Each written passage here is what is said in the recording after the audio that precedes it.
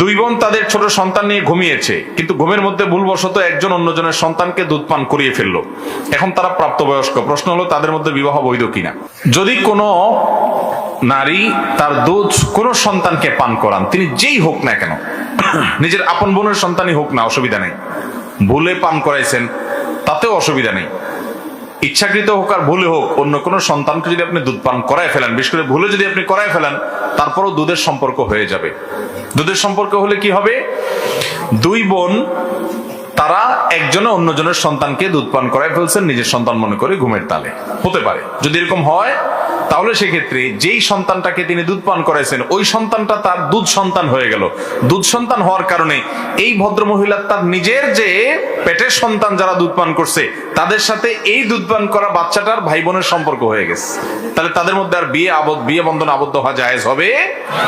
এমনি খালাতো ভাই বোন বিয়ে তো জায়েজ আছে, কিন্তু যেহেতু একই মায়ের দুধ দুজন মিলে পান করছে, জন্য দুধ ভাই বোন হয়ে গেছে, যার কারণে তাদের মধ্যে বিবাহ আর হবে না, জায়েজ হবে।